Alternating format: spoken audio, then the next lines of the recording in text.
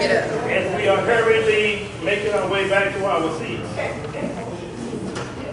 we're now preparing our hearts and our minds to receive the engrafted word. Again, we are focusing our attention today on the gospel according to Luke, the 14th chapter, and we're looking at verses 25 through and including 35.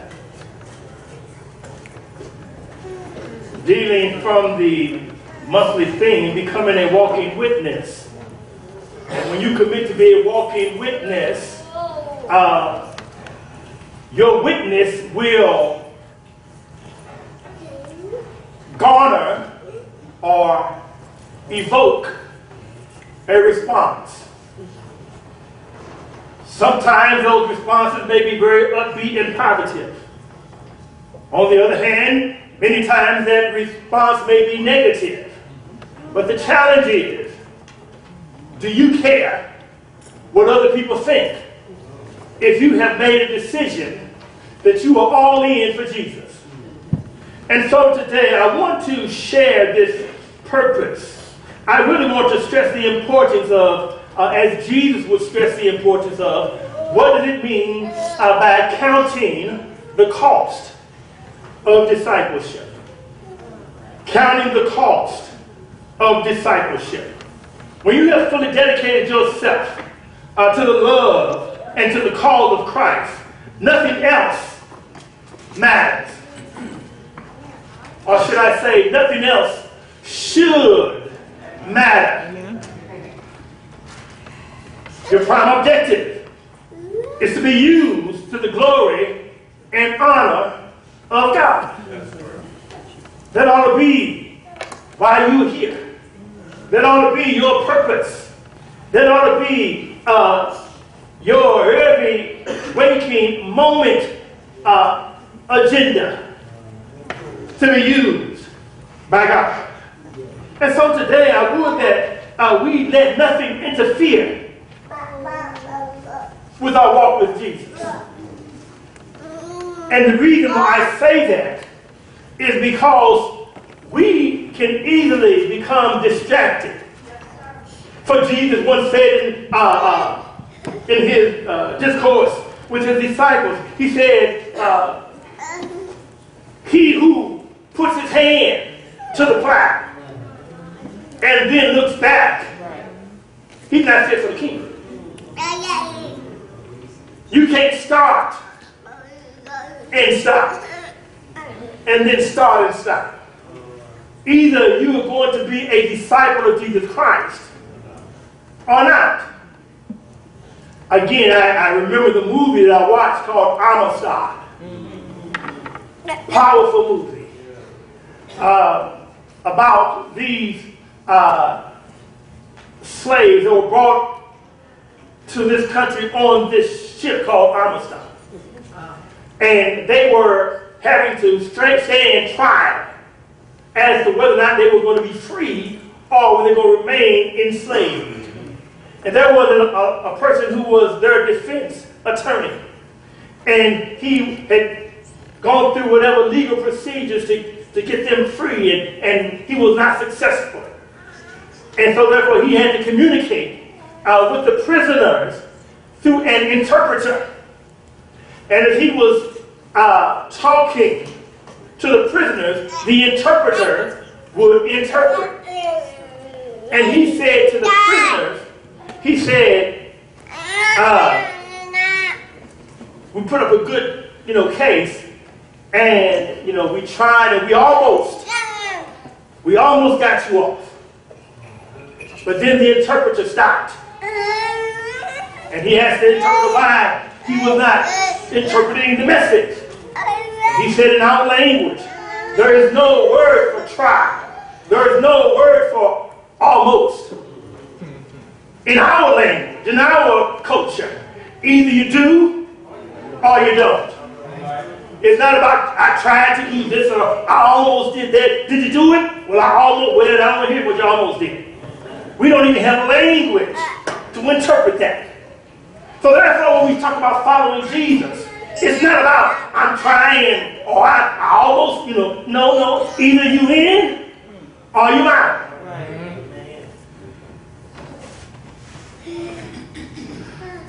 So, this message and this statement that Jesus makes to these followers, he's really pointing out the true test for discipleship. Are you a disciple of Jesus Christ? Well, then there is a litmus test. There ought to be some identifying characteristics that will differentiate you and the would-be follower of Jesus. And so, notice as we go into the contextual setting of this passage, we find that Jesus is laying down the law of true discipleship. Now, let's visit the passage, if you will. Jesus had just given this parable about the great supper. And in this parable, he said that there was this man who had given, he was going to give a great supper. And then he bade many to come into this supper. And he sent the word out, he sent out invitations about this great supper he was going to have.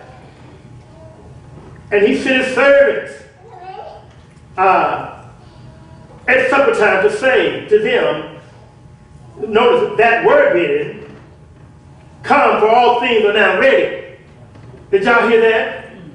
In other words, those who had received, see, this was an RSVP thing. Right. See, sometimes you have a party and you send out invitations, right? In other words, there's some folks you don't want to be there. We play it off. Well, I don't want everybody to send out invitations. Well, how come you didn't get him one? Don't answer that. But notice here, send out invitations. And now those who had been bidden to come, it was now time for them to come. Those who had already RSVP'd, he sent word saying, everything is ready now. And one by one, they began to make excuses why they couldn't meet their obligation of coming. Right? And then we know that Jesus said, go in the highways and byways. He said, hold my house be filled. It's in the backdrop of that Jesus is now traveling. And notice what the text says in verse 25. It says, and there went great multitudes with him. And he turned and said to them, if any man come to me and hate not his father and mother and wife and children and brethren and sisters, yea, and his own life also, he cannot be my disciple. Can you be a disciple of Jesus today? Based on that statement? You see, the text said, and there went a great multitude with him. Now I want you to turn your Bibles to John chapter 1 and verse 1. In John chapter 1 and verse 1, the Bible says, in the beginning was the Word, and the Word was with God, and the Word was God. Notice the word with. The word was with God. The word for with in this text is the word pros, which means it means a face-to-face relationship. It means to accompany, but it's more than simply to accompany. It means to be with the person in terms of relationship. In that particular text, in the beginning was the Word, and the Word was with God, and the Word was God. It means that Jesus had face-to-face relationship and intimacy with the Father. In other words, whatever the Father was, Jesus was. They were in harmony in terms of person, in terms of purpose, in terms of essence. They were together. Whereas on the other hand, when we look at our text today, it says, there went a great multitude with him. This word means to simply accompany on a journey. You see, when you are on a journey, let's say we are going to see the Aces play, right? And we're going to walk down, it's not that far down to the sports center, right? And we're all going to walk down there, right? And the people from all over are going and filling in, coming from the parking lot, going into the Ford Center, right? So we're with one another in the terms of we're all traveling in the same direction. But you see, just because you're traveling in the same direction does not mean that you're going to the game for the same purpose. Some folks may work there. Some may go just to heckle. Some may go because you got a complimentary ticket. And I'm going to get the free tickets, right? But even though you're all going, that don't mean you're rooting for the same team. Right? So notice this audience here. This great multitude, they could have been going down to Jerusalem because of a feast day. And they're all traveling. We know that many were impressed and therefore desirous to witness the words and the works of Jesus. Some had caught wind of the fact that he fed the multitude. And some maybe just wanted a fish sandwich. Different reasons why they were accompanying Jesus. And so Jesus, knowing that in a crowd like that, there may be mixed motives for following Jesus. And so he uses this opportunity to turn to the crowd, and he wants to differentiate between those who are dedicated to following him or those who are just there because of the reputation of Jesus. And so he begins the process of sifting. You got to know what sifting is, right? Sometimes you have to sift some folk out. Now, this is important because we don't want to lose anybody, do we? Jesus is desirous for the whole world to come to him. So therefore, why would he begin to sift folk out? Sometimes the best way to win someone is to first repel them. Ouch. Brother Meriwether, what you said was, that was hard. You're trying to run folk away. Sometimes it's necessary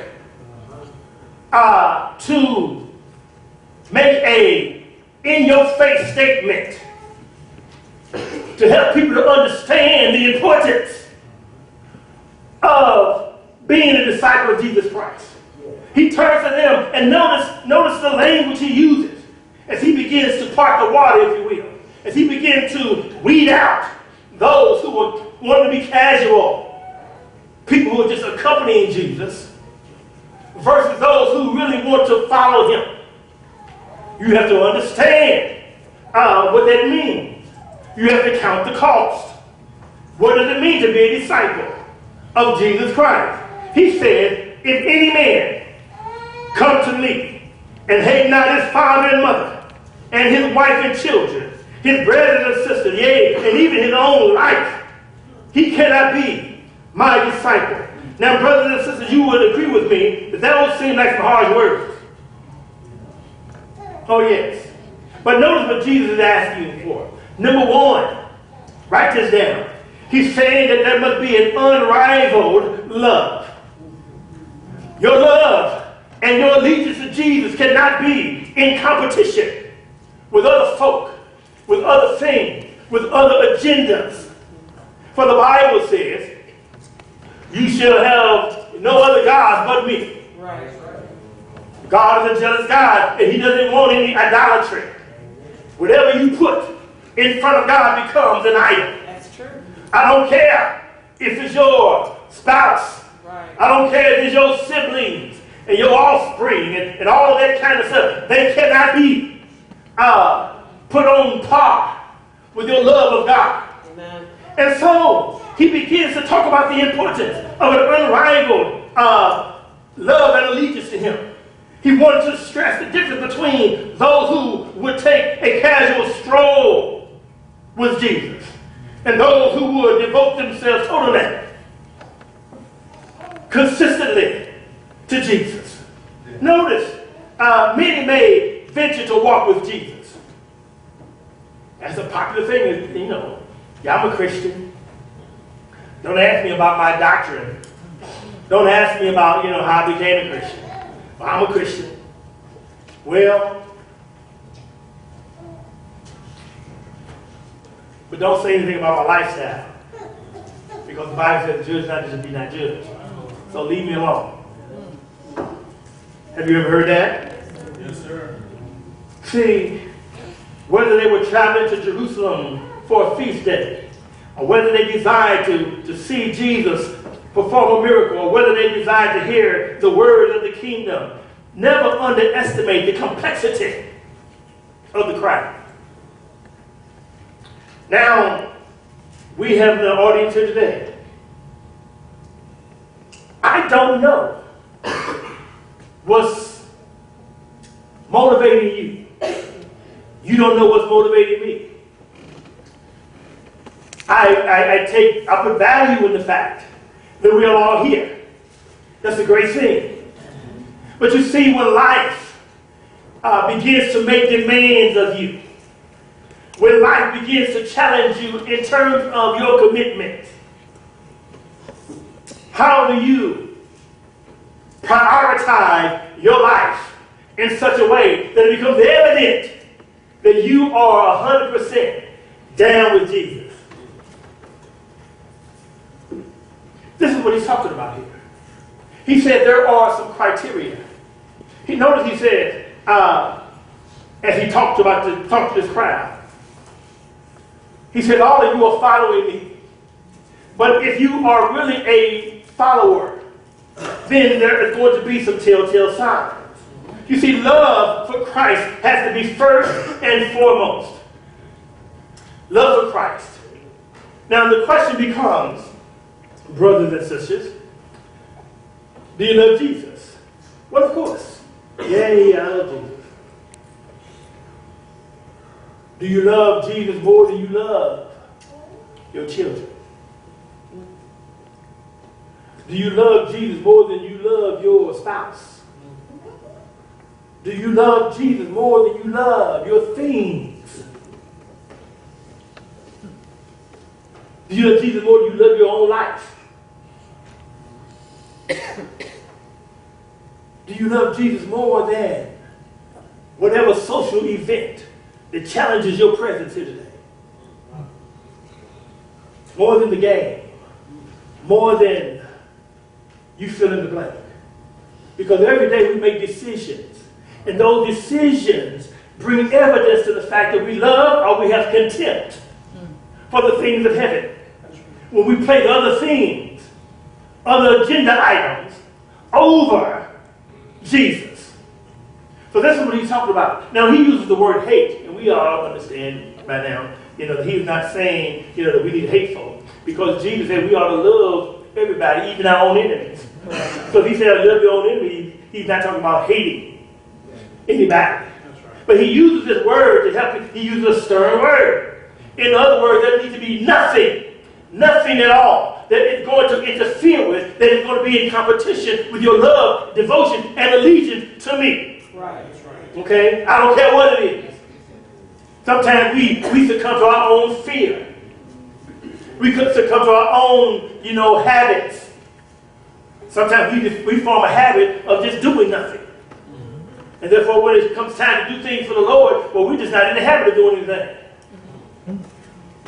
Or the things that we do are all based on what's comfortable for us. And therefore, we serve God out of convenience and not out of conviction. But he begins to sift folk out. Why are you following me?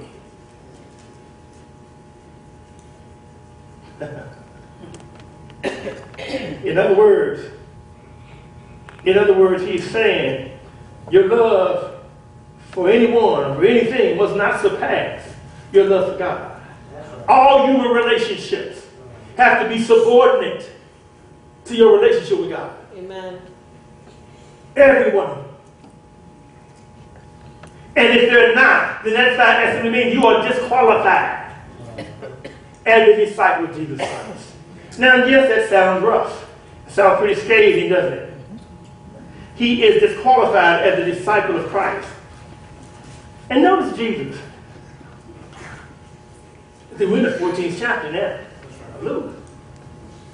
The closer that Jesus came to the cross, the more intense he became in helping people to understand that this is not a skipping down the yellow brick road kind of thing. See, when you become a Christian, let me just say this. It's not about everything is going to be,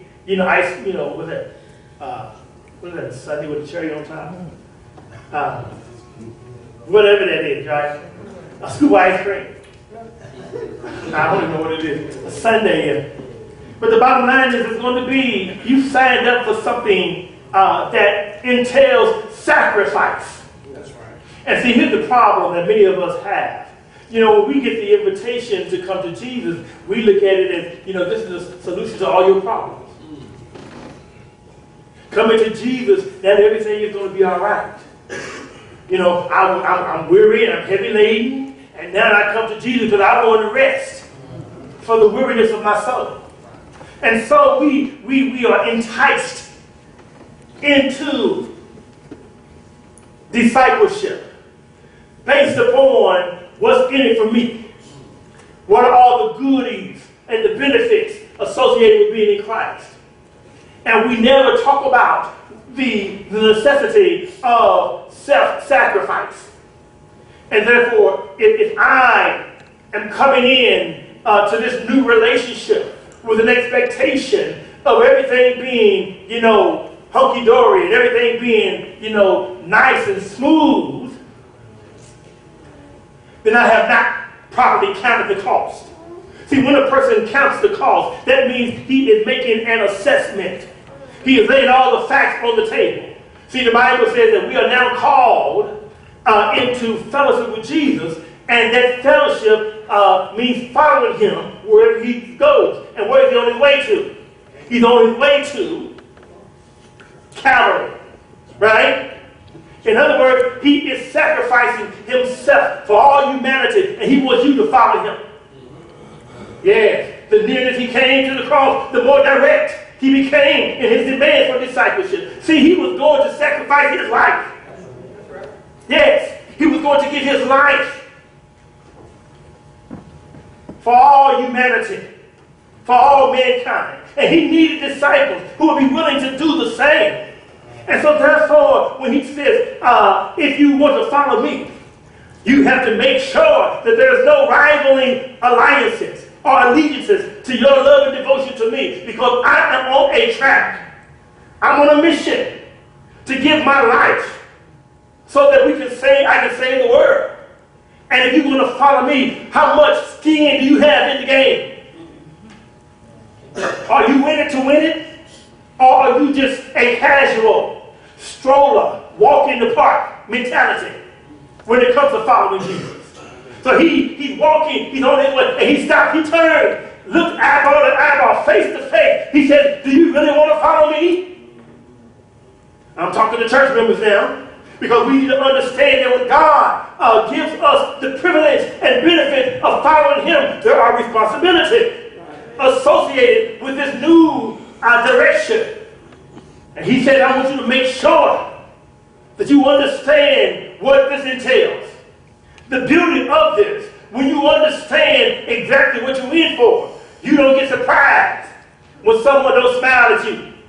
Don't say good morning, brother so-and-so to you. And all that kind of stuff.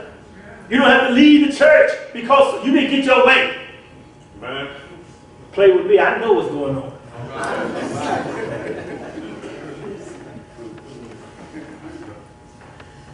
So he turns to them. He makes this statement. Very riveting statement. In other words, I'm going to the cross. Are you sure you want to follow me?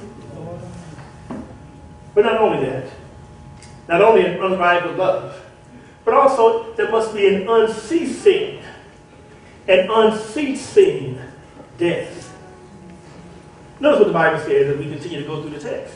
He said here,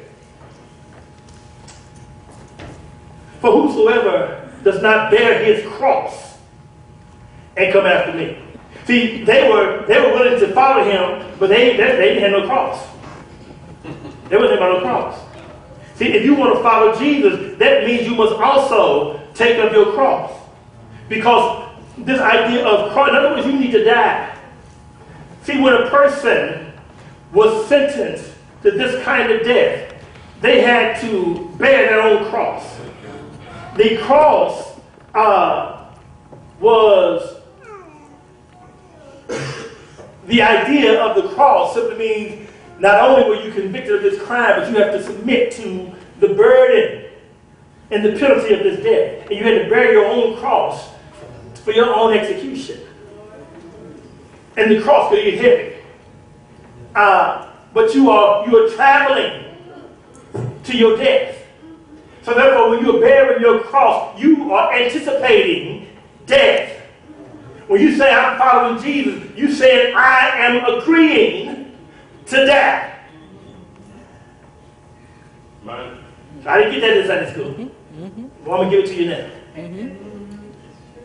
You are consenting, you are yielding yourself to die every day. It's a daily, it's a constant, bearing of your cross.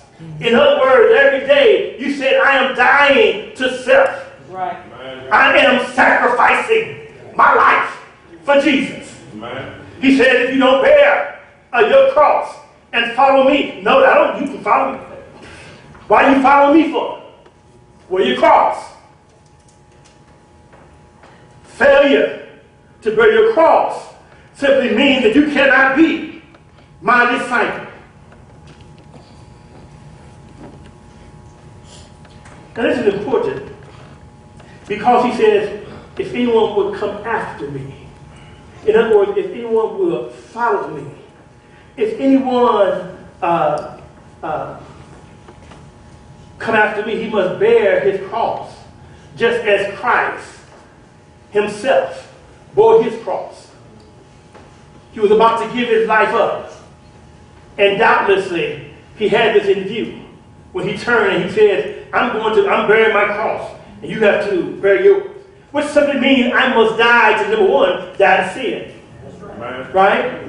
The Bible says in the book of Romans, the 6th chapter, we who are dead in Christ, we have been buried into his death.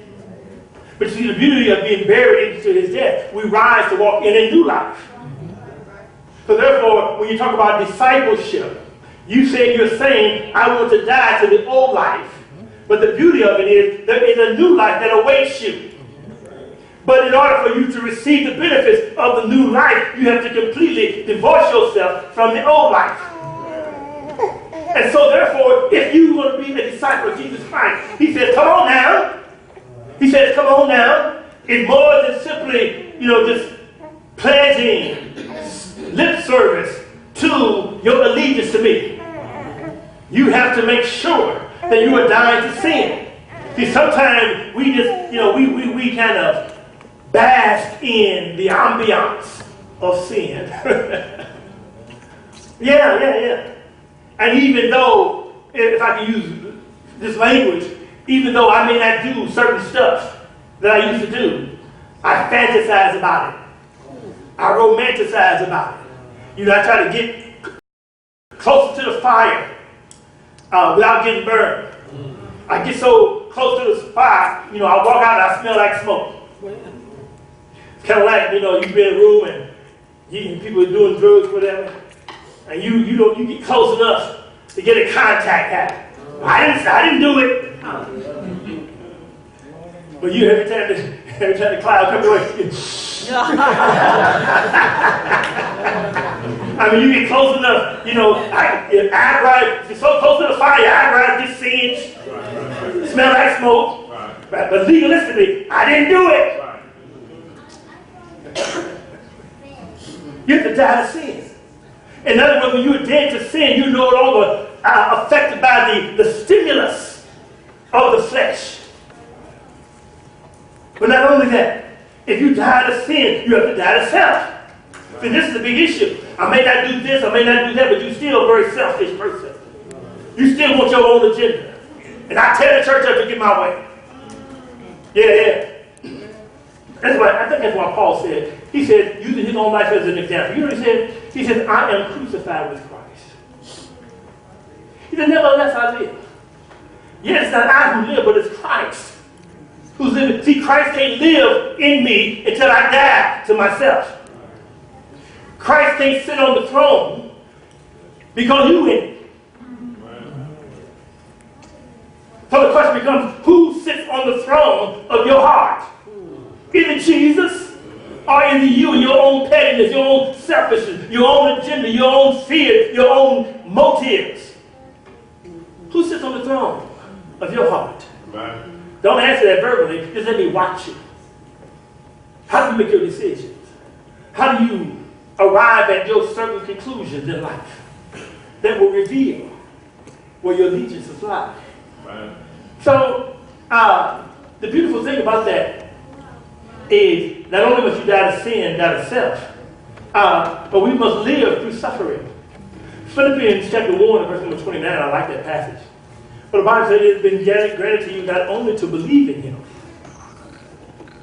not only to believe in him, but also, watch this, to suffer for his name's sake. In other words, it is a privilege to suffer for Christ. That's a foreign concept sometimes in today's society. The challenge is, it is also a foreign concept in the church today. The idea of suffering for the cause of Christ. It has been given to you not only to believe on him, but also to suffer for him. Yes. But the beautiful thing about that is, the Apostle Paul says, he said, I want to know Christ in the power of his rising, to share in his suffering and be conformed to his death. Why? Because when I pour out my life to be filled with his spirit, guess what? Life follows suffering. Yeah. Joy follows suffering. Yeah. And life follows death. You can't have a new life if you can't go through the death. You can't experience the resurrection unless you experience the death. You can't experience the beauty and glory of a new life if you're still caught up in the old life. Right. And so many times, church, don't get me wrong, I'm not mad. I'm just simply saying, a lot of times we forfeit blessings and benefits and privilege associated with our relationship with Jesus because we're still caught up in straddling the fence. One day we're on fire for the Lord, and the next day you can't find me. Amen. We all on the high of this, that, or the other.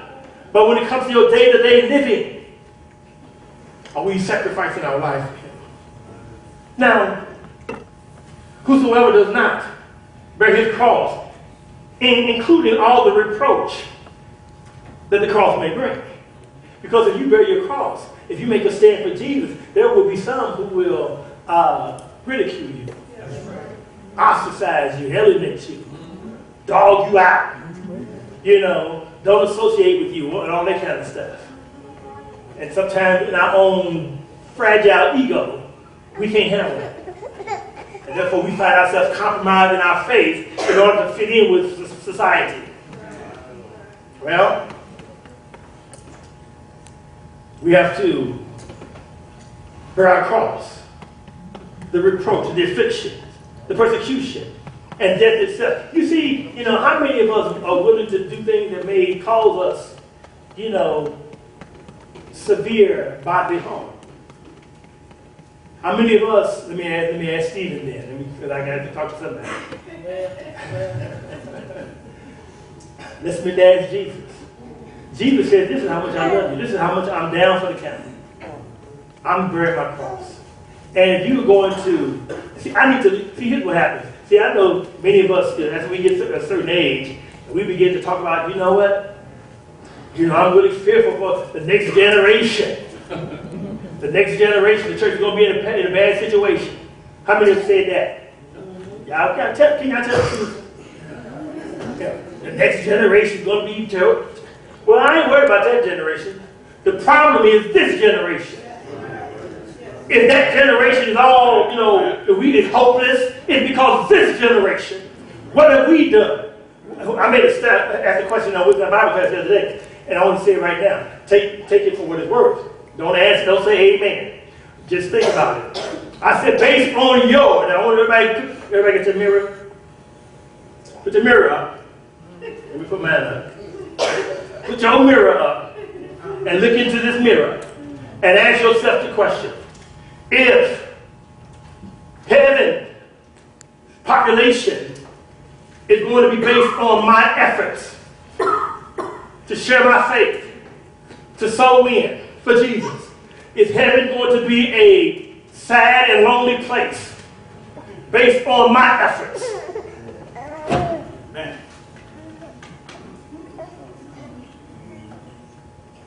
Again, the backdrop of this, Jesus gave this parable about the man who said, go out in the highways and byways and invite people into my feast. And folk wasn't showing up, right? And so therefore, when God is ready for the great banquet in heaven, will it be an overly populated place based on your efforts? Or will it be empty based on your efforts?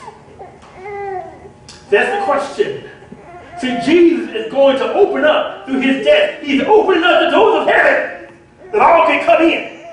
But now he leaves his disciples here. And he said that I want you to live sacrificially so that now I open the door and now it can be filled. How is your life attracting others to feel the party? Who wants to go to a party? Anybody there? Right? It's kind of like when you used to go to the club. And you go in this particular club and, the joint is jumping. Everybody, and you go to another club and it's like, it's weak and it just ain't nothing happening. And first thing you want to do is leave that club, right? And somebody say, man, I know you can say that. Well, leave that club and go over to the other where everything is going on, right? Don't play, I know you. Somebody told me that they saw you, and I asked you, well, where were you? The point is simply this. Following Jesus is serious business. There must be an unceasing death. You must bear your cross. Do you not know the word, all of us, we love the word Christian, right? How many love Christian, right? Amen, nothing wrong with that, I do. Do you not know that the word Christian or Christians is mentioned 3 times in the Bible, right? But the word disciple is used some 270 sometimes in the Bible. As a matter of fact, the word Christian was formed until about 6 years after the church was started. It wasn't until about Acts chapter 11 where they were first called, the disciples were first called Christians. And so, while we like the term Christian, the true biblical term that we need to look at is being a disciple of Jesus Christ. Go into all the world and do what? Make Christians? No, make disciples. Make followers of Jesus. And then you earn the badge, if you will, of Christian. So in other words, there must be an unrivaled love, an unceasing death, and then third, there must be an unafraid counting. Are you afraid to count the cost?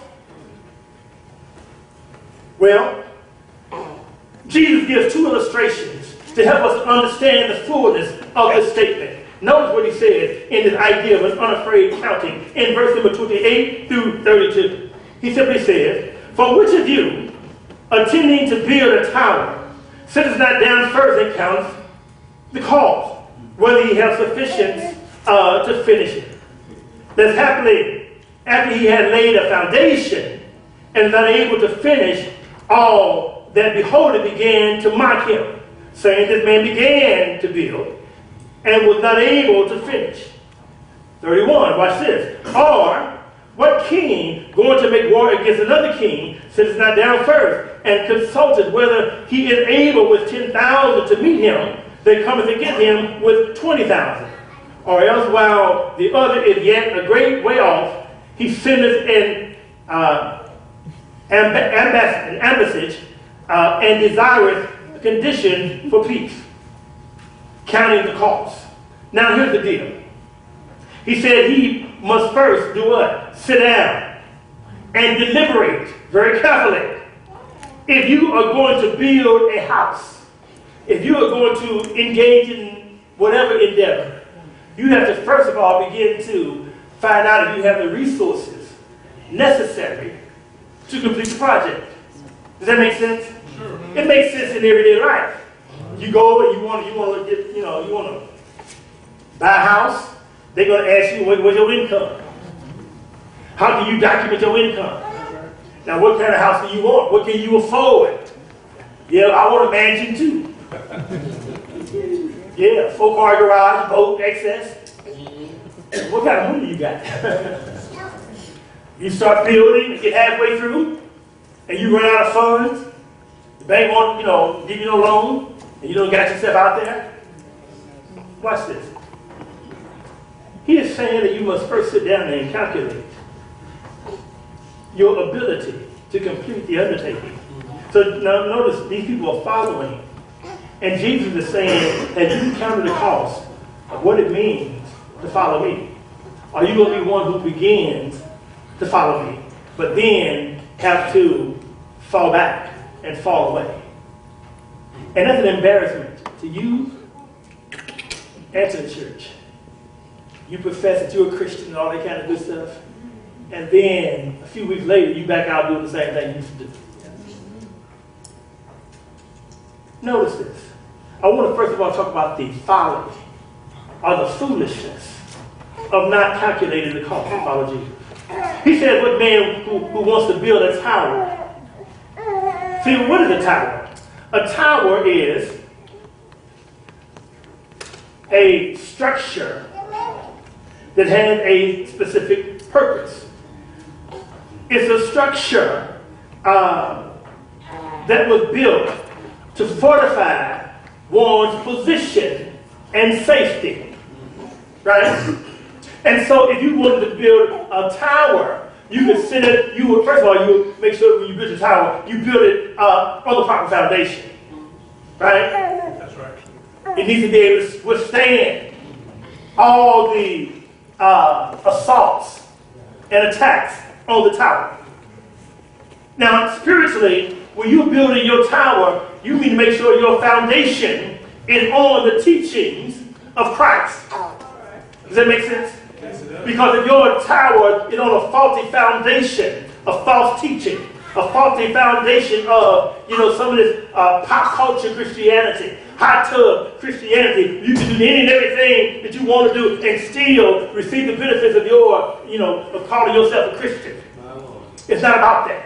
You have to have the proper foundation. But not only that, when you build, you have to have the proper location.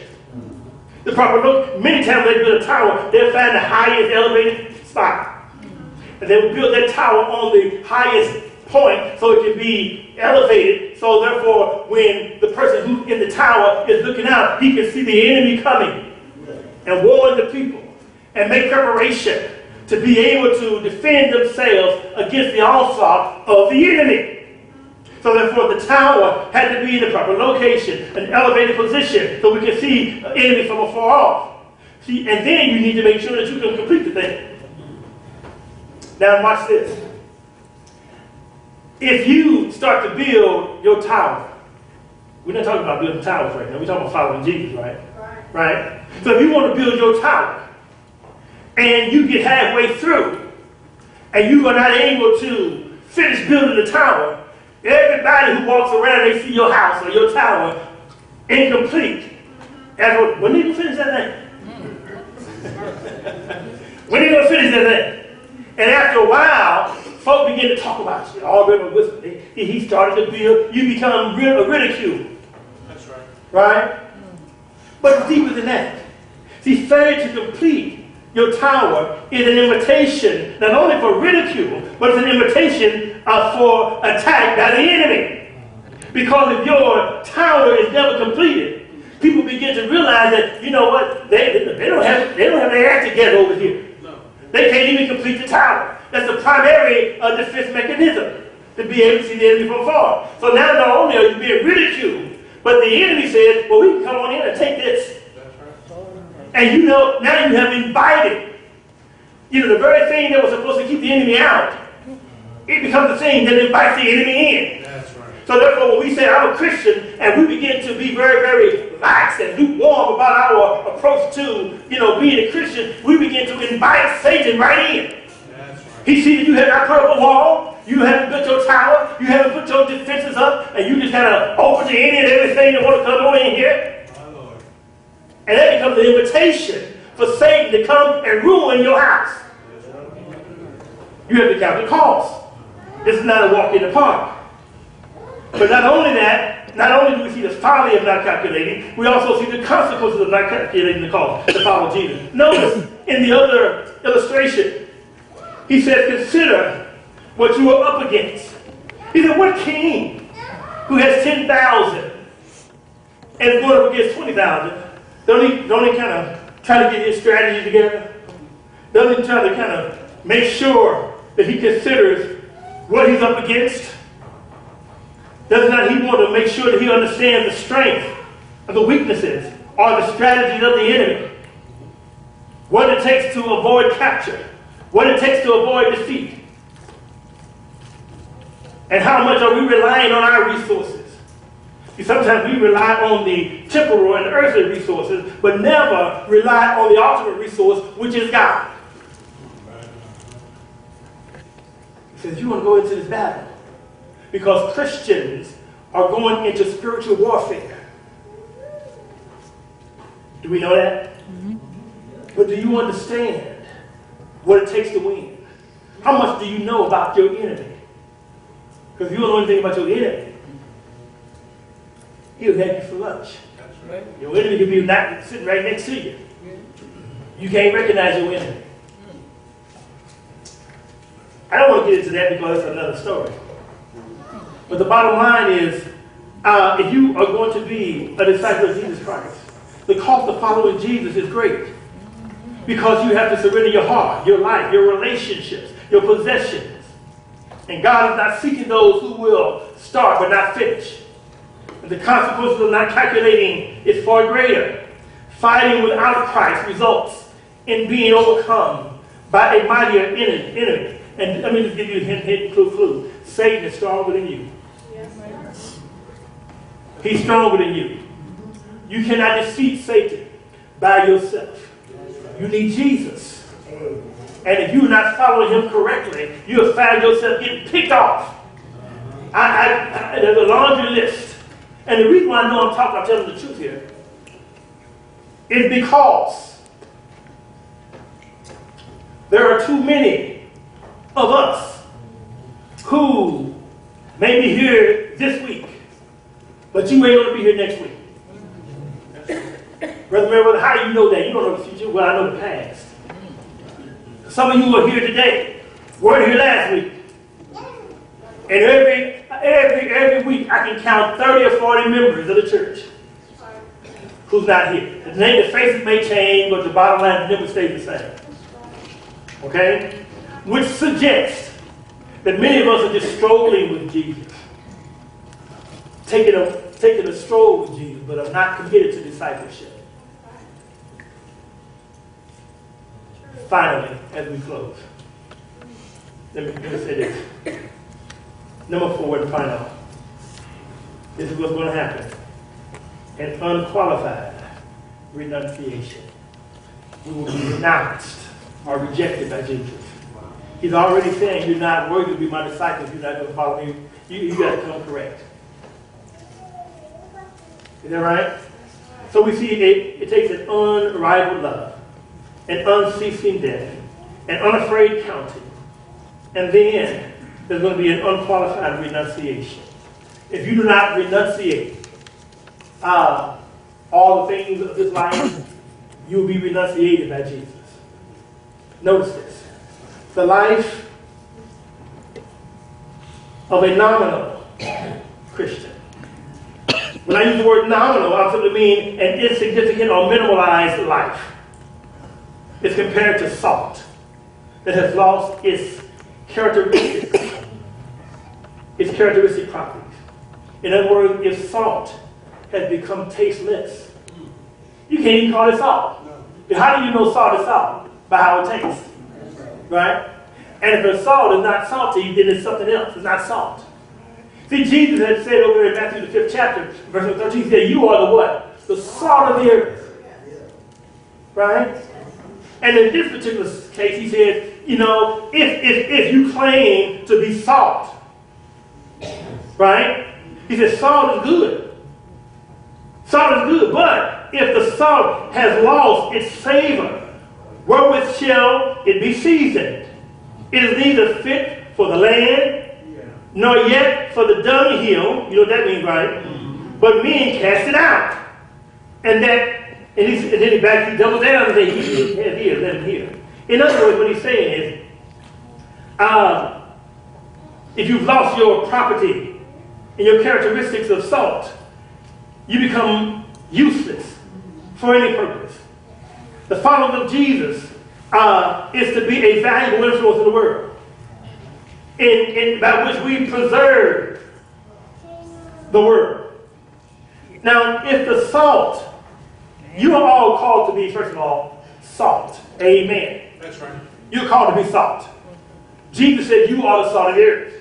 But if we allow ourselves to drift and become casual, that we lose our influence, we're good for nothing.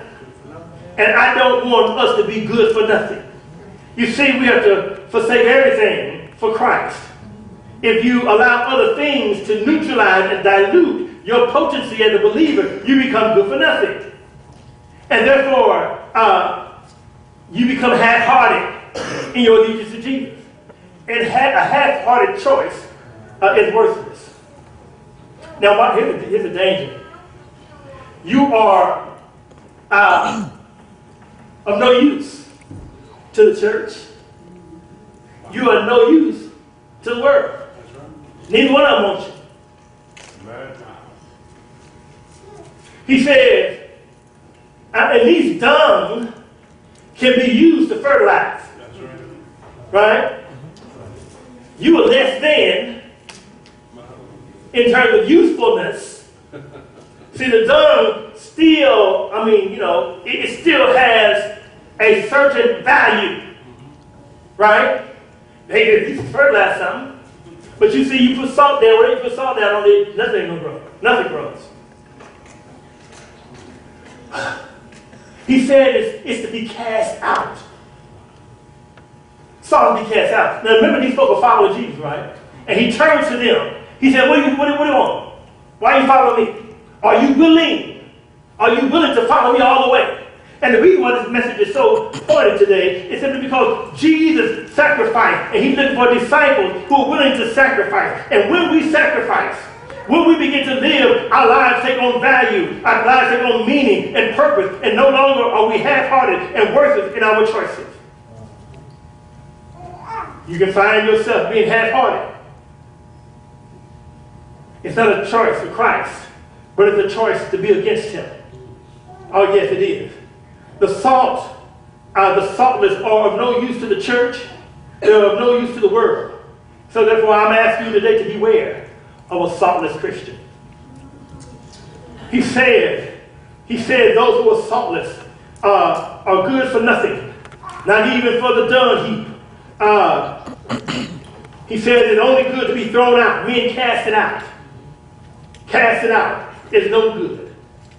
See, the reason I say beware of the saltless Christian, because if a Christian loses his salt, and that Christian is always around you, they can rob you of your saltiness.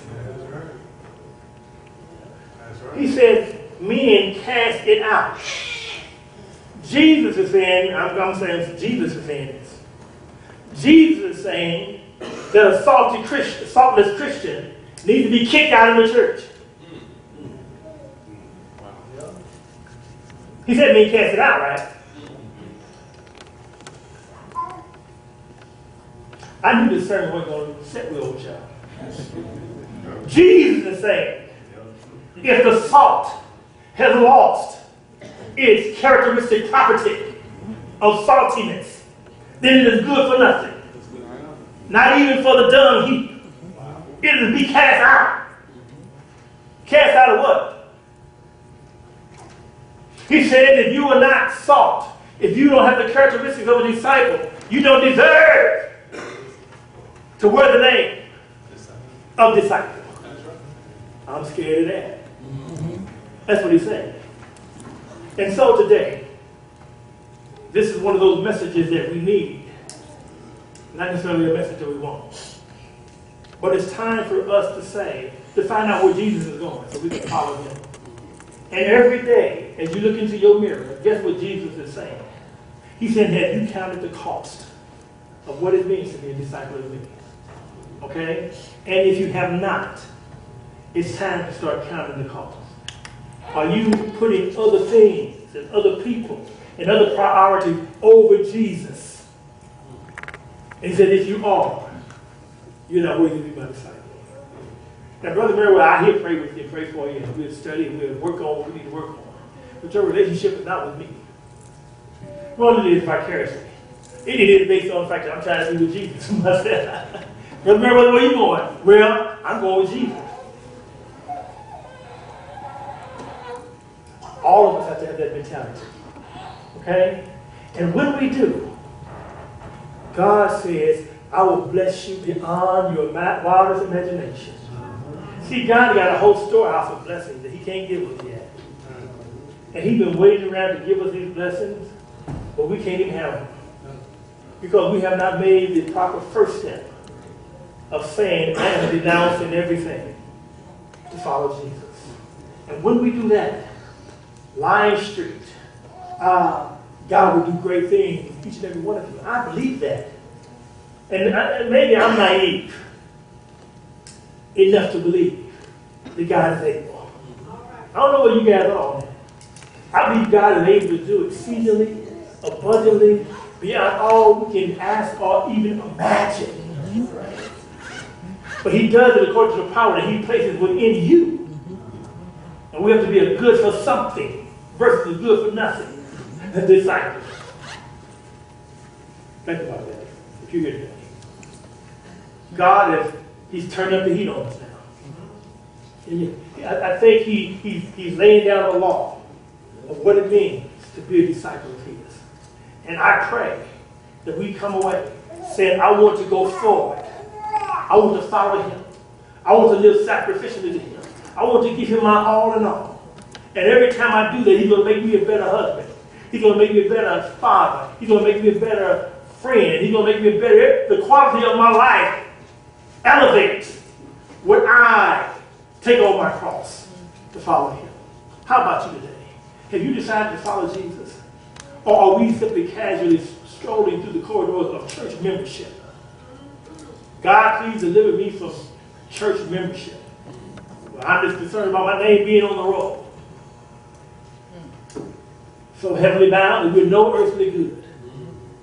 Jesus is saying, it's time for me to stop and turn to you and say, if you want to follow me, you got to put me first. I don't want your seconds. You keep that. I want your best. I want your all in all or nothing at all. Mm-hmm.